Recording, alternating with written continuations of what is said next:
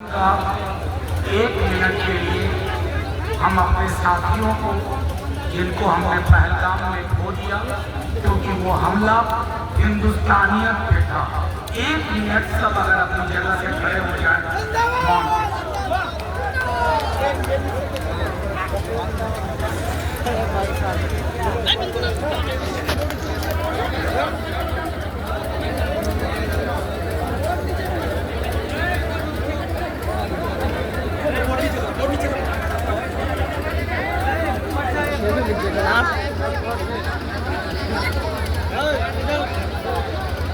मोन का आयोजन हो रहा है। होना चाहिए था। मैं अपनी बहनों को देख पा रहा हूँ, दोस्तों को देख पा रहा हूँ, कुछ बुजुर्गों को देख पा रहा हूँ, मैं इन बच्चों को देख पा रहा हूँ, लेकिन पूरी बात अपने मीडिया के साथ ही मैं सबसे पहले तो इस जलसे की सदारत कर रहे हजरत मौलाना मुफ्ती सोहरा साहब, मेरे छोटे भाई और इस कार्यक्रम के मुख्य आयोजनकर्ता तस्लीम साहब का फोन है, शाहनवाज भाई इस मिट्टी का एक मिजाज है, उसको क्या ही करते हैं। मैं शुक्रिया अदा करूँ अख्तर इस्लाम शाहीन साहब का, हमारे ज़बरदस्त विधायक और एक मजबूत आवाज़ का सोहेब साहब, इजहार अस्की साहब, जिनके साथ बीते दिनों में कई मीटिंग सबने की है, नवाज आलम साहब जो इस पूरे प्रोग्राम को दल के अपने बैनर के जरिए ले चल रहे हैं, अरुण यादव जी, मनोज जी, अविनाश जी, मौलाना शाहिद सादिक काफी साहब, इनाम वाली साहब,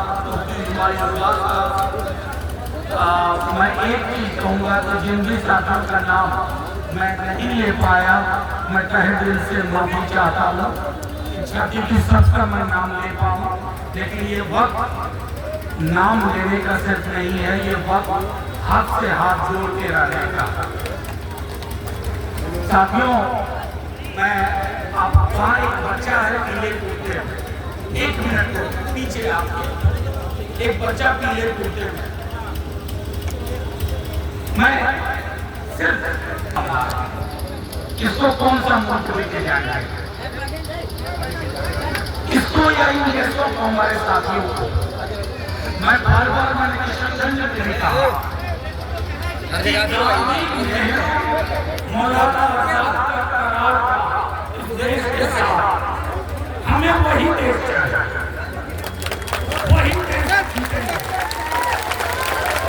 उस करार के बीच में जो कोई आएगा वो खत्म हो जाएगा, वो मिट जाएगा। मैं सिर्फ ये क्योंकि पढ़ाई करना पड़ेगा। मेरे कई साथी यहाँ कह रहे हैं कि मुसलमान सड़कों पे उठेगा, अरे साहब हिंदुस्तान सड़कों पे उठेगा, हिंदुस्तान संसद करेगा, हिंदुस्तान सड़क पे होगा, क्योंकि जो हिंदुस्तान है न हिंदू न मुसलमान ये चाहते हैं कि हम बाड़ों में बटे रहे, और हमने तय कर लिया बहुत बटनी अब नहीं बटना, मिलकर ये जंग जीती जाएगी और इस तरह की तमाम जंग जीती जाएगी। संसद में अभी आजकल आप देखते होंगे लोग वक्त के फायदे गिनाने के लिए पैसे देके बुलाए जाते हैं।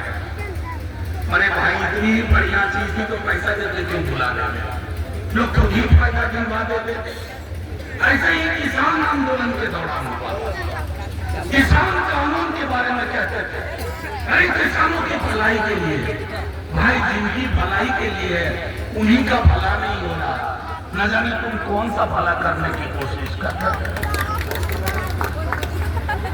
किसान कानून वापस लेना पड़ा, संसद को बुलडोज कर दिया आपने, सड़कों को बुलडोज क्षमता नहीं है आपके अंदर ताकत नहीं है।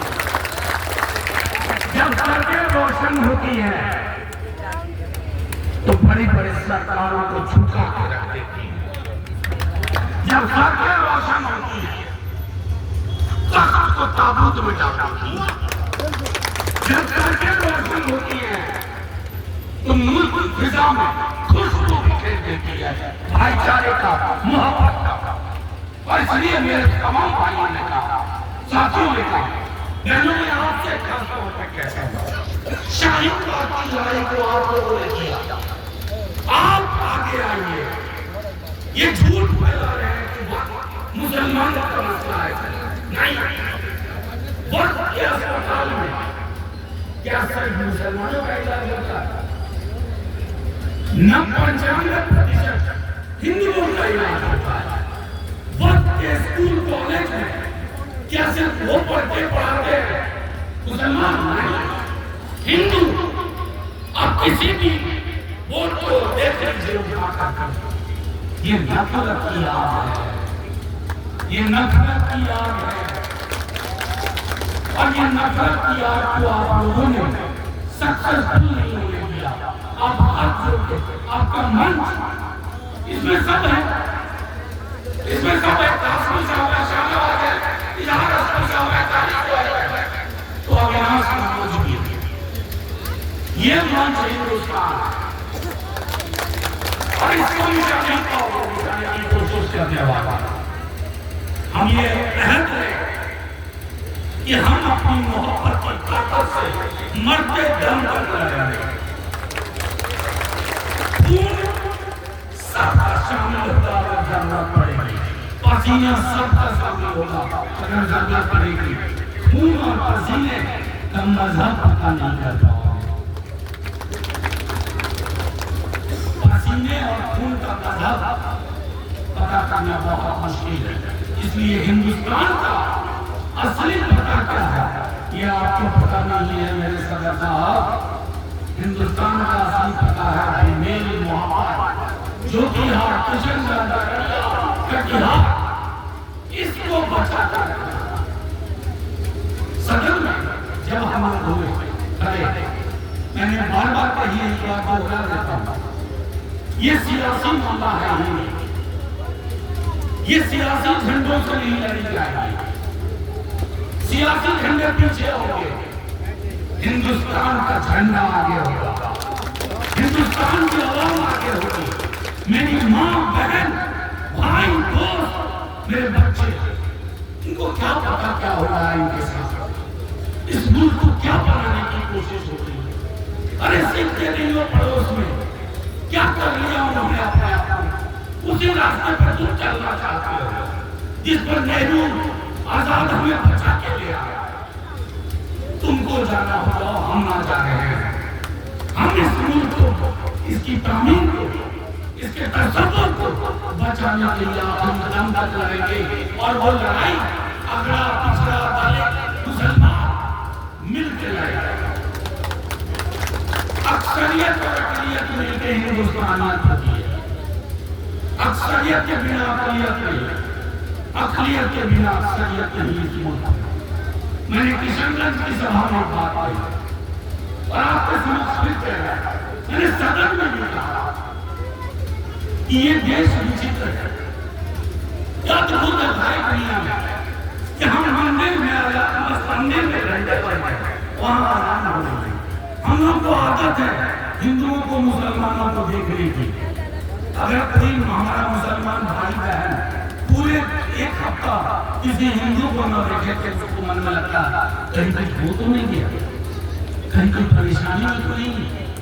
ये देश है, हमें आदत है और इन आदतों को जो लोग बदलने की कोशिश करेंगे हम उनको ही बदलते रहेंगे। अब कई साथियों में मैं छोटे छोटे में समझाता हूँ, आप सब जानते हैं, समझाऊं क्या? इस संविधान की जो आत्मा है, मैंने कहा कि बापू नेहरू आजाद के साथ करार, तो वो करार क्या था?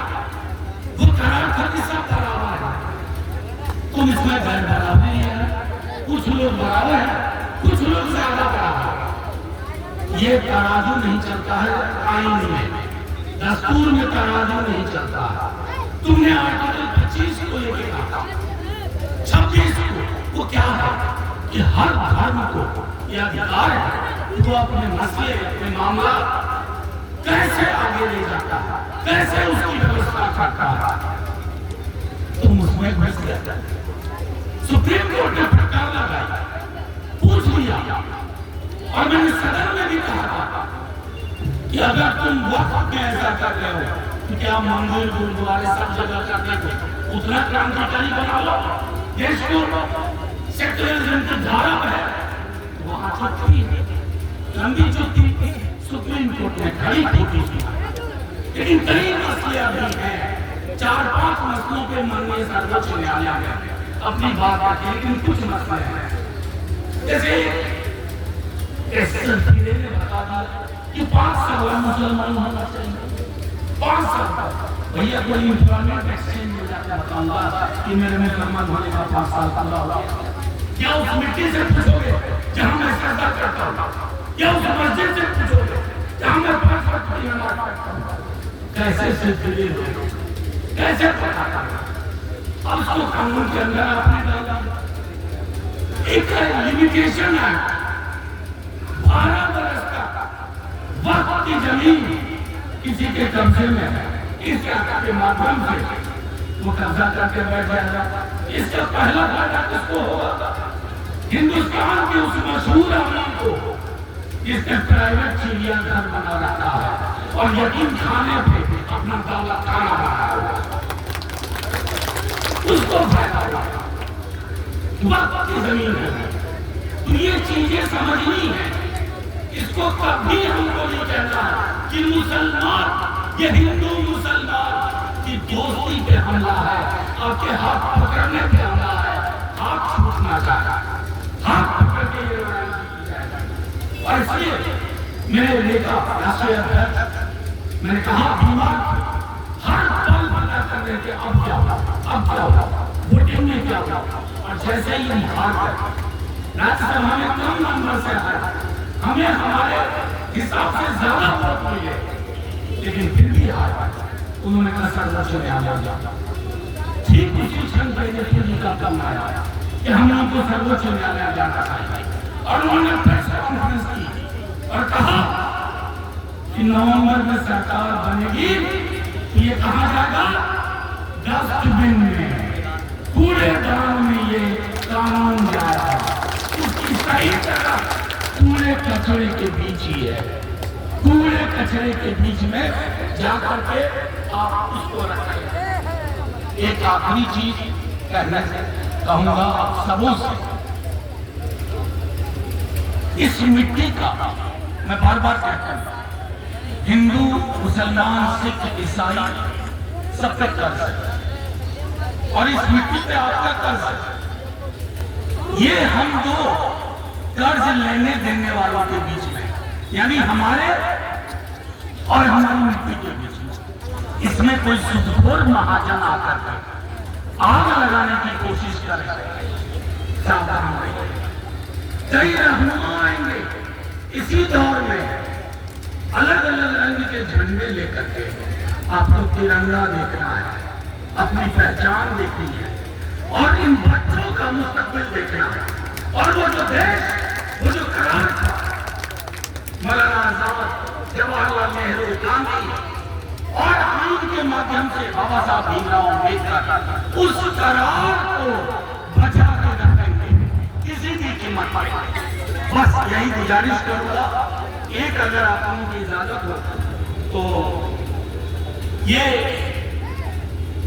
पाकिस्तान के मशहूर शायर हबीब जावेद साहब, और मैंने इनको पार्लियामेंट में भी कोट किया। तो ये जो दस्तूर नया बनाने की, कॉन्स्टिट्यूशन को नया करने की कोशिश कर रहे हैं, उसके सिलसिले में दीप जिसका महल्ला ही में जले,